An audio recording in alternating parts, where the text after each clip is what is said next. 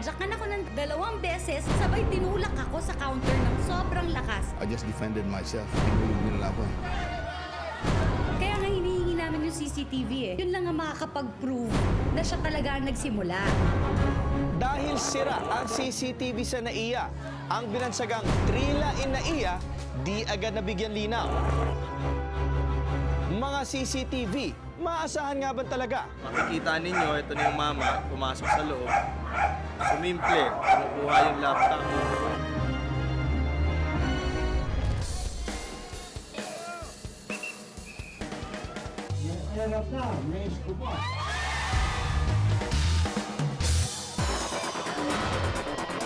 Isko Moreno sumakay na sa jeep ni Erap.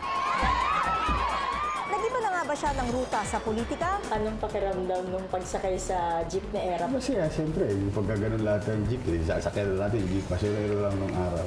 Pinagdadrive ng Pangulo. Gwapo ng driver ko, no?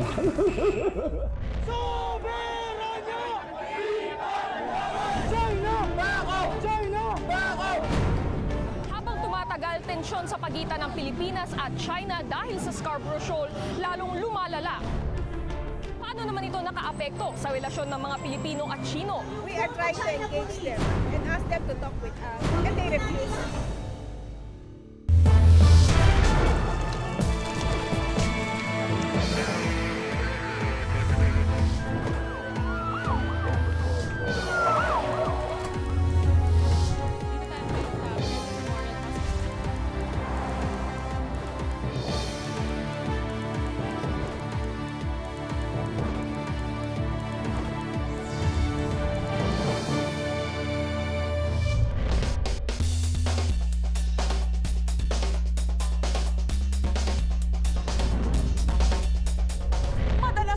Naririnig ngayon ang acronym na CCTV o Closed Circuit Television Cameras. Mga kamera na pwede nating ilagay sa ating mga tahanan, pati na sa mga opisina, at katulong natin sa pagmanman sa mga nangyayari sa ating paligid, 24 oras. Marami ng mga krimen na nakunan at nalutas sa tulong ng mga CCTV. Kung hindi nga lang sana sira ang mga CCTV na nakalagay sa NAIA Terminal 3, edi sana alam na natin ngayon kung sino ang nagsimula ng gulo sa pagitan ng kolumnistang si Ramon Tulfo at ng mag-asawang artistang sina Raymart Santiago at Claudine Barreto. Anything and everything about CCTV? Yan ang istoryang binantayan ni Jay Sabale. Jay, ano ang latest tungkol sa mga CCTV? Jessica, sa ngayon marami ng iba't ibang klaseng CCTV camera ang pwedeng bilhin sa merkado. Meron dito mga dome type, merong box type, pero sa ngayon meron pa ring tinatawag na wireless at wired. Yung mga wireless, pwede siyang pagganahin through internet lang. Sa katunayan, pag meron kang medyo modelong cellphone, by isang click lang, pwede mo na makita kung ano ang kinukuhanan ng camera mo sa inyong bahay o sa inyong establishmento. Maraming salamat, Jay Sabale. Mga kabrigada, panoorin ho natin itong istorya at isyong binantayan ni Jay Sabale. Nitong nakarang linggo, animoy telenovela na inabangan natin ang susunod na kabanata ng away ni Raymart Santiago at ng kanyang asawa na si Claudine Barreto laban sa mamahayag na si Mon Tulfo. Ang video raw kasi na nakuna ng kamera kung saan kinuyog ng kapo ni Raymart at Claudine si Tulfo, part 2 na raw, di umano ng eksena. Sumigaw ako. Sabi ko, ano bang problema mo? Sinadyakan ako ng 2 beses, sabay tinulak ako sa counter ng sobrang lakas. Lumaban lang ako. Siyempre, I just defended myself dahil kinuyog nila ako. Kaya nanawagan ang mag-asawang ilabas ang CCTV o closed circuit television video mismo ng airport. Sobrang sakit yun. May tama ako dito. Para magkaalaman na raw kung sino ang unang sumugod at nanuntok. Kaya nga hinihingi namin yung CCTV eh. Kasi yung CCTV na yan, na dapat ibigay o release ng airport na yan, yun lang ang makakapag-prove na siya talaga ang nagsimula. Ngunit ayon sa pamunuan ng Ninoy Aquino International Airport o NAIA Terminal 3, sira ang kanilang CCTV at hindi raw nakuhaan ang nangyaring insidente.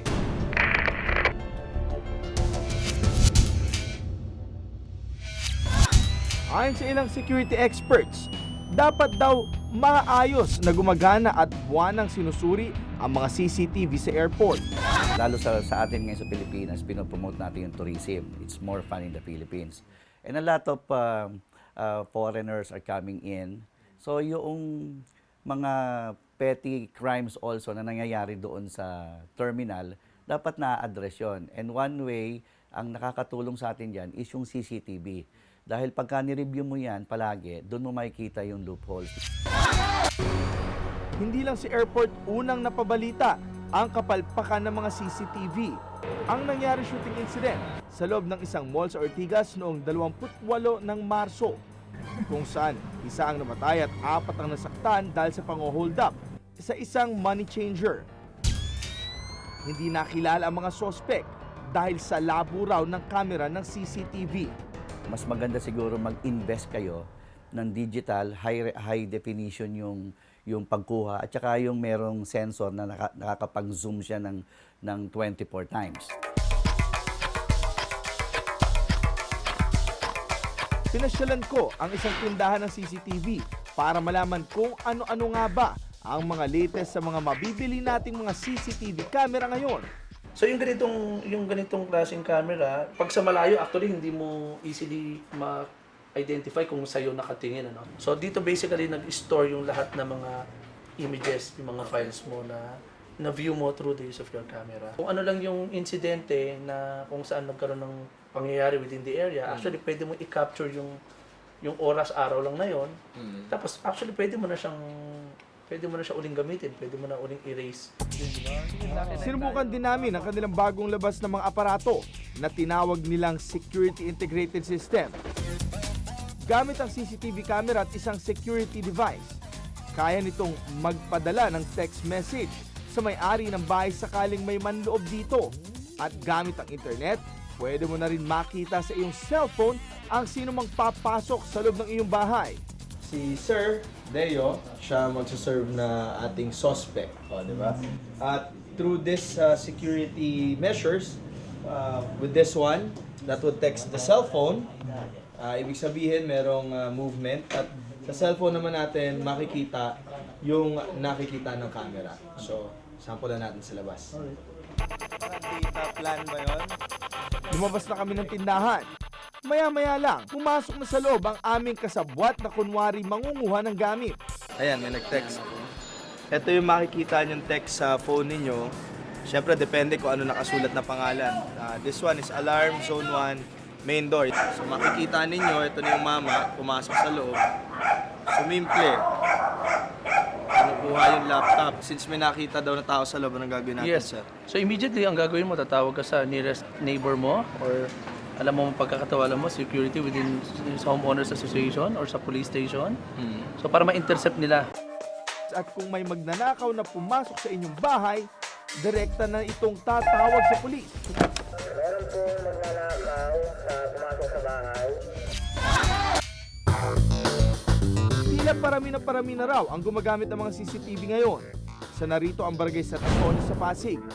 Para maprotektahan ang kanilang mga residente, gumawa lang naman sila ng sarili nilang command center. At ngayon ay may 16 ng HD raw na CCTV ang nakakalat sa kanilang barangay. Bakit very important to? Yung mga security natin, ang laking tulong, medyo nawala ang ating mga krimen tsaka mga iba pang mga masasamang loob na pumapasok sa area. Noong mga oras na iyon, isang traffic officer na nahuli ng taxi ang kanilang binabantayan. Ito makikita mo, gusto magpa-areglo yan. Katulad yung sitwasyon na yan, may nangyayari. Dapat yan hindi siya bumaba. Dapat ang taxi driver is nasa loob lang. Binabantayan natin kung magkakaroon ng areglo to. Papa-areglo ba si kuya? O matitikitan? Kung mapakiusapan. So nakita natin, no, na-zoom in, zoom out, left and right, tapos hindi nasisira, or hindi nagpipixelate, no? Kita mo, may dinudukot siya. No? At matapos mag-usap ng driver at enforcer, Natikitan. Tikitan talaga. Kasi mali talaga ang ginawa ng ano. Very bad ginawa. Congratulations sa'yo, pare ko, kung sino ka man. Hindi ka na, Dre. Kaya yan. 24 oras na raw sila nakatutok sa mga monitor na kanilang mga CCTV at kuhang-kuha raw nila ang lahat ng pangyayari mula nakawan hanggang simpleng away na magsyota.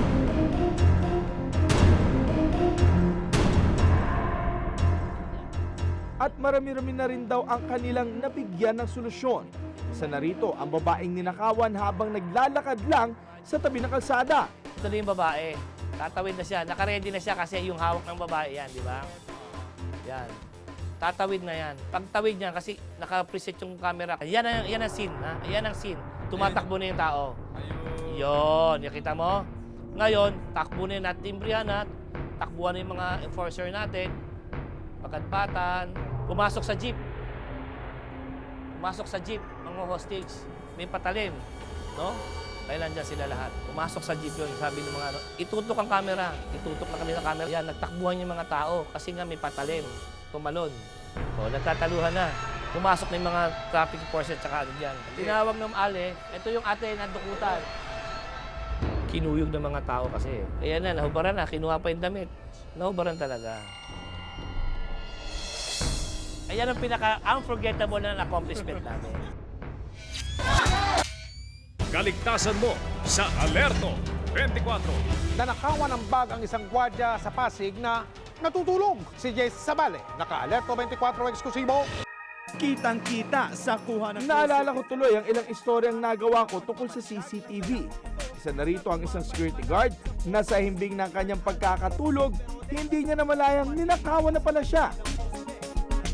Nung una ko na pala itong story, honestly, tawa ako ng tawa kasi para siyang pelikulang comedy eh. Di ba? Parang mga Dolphy type dati na kunwari kukunin, biglang magkakamot, pasimpleng lalabas. Pero masigit daw na masarap sa pakiramdam ang insidente na nabigyan nila ng agarang aksyon. Tulad na lang ng isang lalaking ito na inatake sa puso sa loob mismo ng kanyang sasakyan. Salamat at natutukan siya ng CCTV at agad siyang nirespondihan ng ambulansya. Napakabigat itong tao nito, no? Sir, check lang. 1, 2, 3. Tsaka imagine, dapat patay na yung tao na yan. Loud and clear. Dahil sa proper coordination. Proper coordination, proper handling. Nakikita natin yung importance, yung kahalagahan niya, yung benefits niya. How about the question of other people na sinasabing invasion of privacy raw ito? Ano po yan? Depende po yan sa sitwasyon. Nasa disiplina ng CCTV camera yan. Katulad sa amin, kung di dapat kulang, matutunan. Nasa ano, may mga gagawa kayo ng house rule. The only violations that I think na sinasabi diyan kung mag-eavesdrop tayo, kung magbabag tayo, yan. Pero pag CCTV on a public place, walang violation doon. Ngunit hindi lang sa mga kalye at sa loob ng mga establishmento ang may CCTV ngayon. Pati na rin simbahan. Ang parokya ng Ina ng Buhay sa Novaliches, Quezon City, may 8 CCTV camera daw ang nakakalat sa loob at labas ng kanilang simbahan. Noong nakaraang buwan daw sila nagpalagay ng mga CCTV dahil na rin daw sa sunod-sunod na insidente ng nakawan dito. Sinira yung padlock, nandoon yung mga chalice at saka yung bell. Yung kinuha lang isang chalice na worth 17,000 at saka yung bell na worth 5,000. Maging ang kanilang adoration chapel, may CCTV na rin. Ang ninanakaw dito, ang aming donation box. Kaya nagiging bakal siya. At kung may misa, bantay sarado na rin daw sila sa kanilang mga monitor ng kanilang CCTV. Sabi ko nga, sa loob ng simbahan ngayon, para hindi na safety yung mga tao. Just because there are mga taong masama ang intensyon, masama ang balak sa kanilang kapwa, and gusto nila makagawa ng masama without thinking that they are inside the church. The church is the house of God. At tila effective ang CCTV dahil hindi na raw nangahas pa ang mga kawatan naman loob sa kanilang simbahan. Kung usapang seguridad lang daw ang pag-uusapan, hindi dyan pahuli si Jerwin. Ang kanya kasing bunting sari-sari store at bahay, may nakatutok na 4 na CCTV. Noong nakaraang buwan nga lang daw, habang abala ang kanyang asawa, kinuha daw ng isang nagpapanggap na bibili ang kanilang cellphone na pang-load. Pagtaligod ng tindera namin, 1 segundo lang, alam niya kasi kung nasan yung item na kukunin niya. Sa loob naman ng kanyang kwarto, Araw-araw chinecheck ni Jerwin ang mga nakuna na kanyang CCTV. Mas strong evidence kasi pagka meron kang CCTV. For safety na rin pag umalis kami dito sa bahay. Bilang tugon sa dumaraming insidente ng krimen at sa nagagawa ng CCTV para masawata ito, ang Philippine National Police o PNP naman, pinaghahandaan na magkaroon na ng CCTV ang ilang lugar sa bansa. Nire-recognize naman natin ang kahalagahan ng CCTV para sa sa part ng trabaho namin para makatulong sa mandate namin of preserving peace and order at to ensure public safety. Responsibilidad ng ating pamahalaan na protektahan at bantayan ang ating mamamayan. Ngunit kung ang isang maliit na bagay tulad ng CCTV ay hindi natin mapunan, baka isang araw magising na lang tayo na puno ng puot at pagsisisi. Hindi sapat ang pagkakaroon ng CCTV facility lamang. Para mas maging epektibo ang mga taong nasa likuran ng operasyon, dapat may sinusunod na tamang protocol at may disiplina. Para ang mga eksenang nahuhuli ng kamera, hindi nananatiling isang recording lamang. Patuloy na magbabantay sa mga isyu ng bayan. Ako si Jay Sabale, kasama sa isang brigada.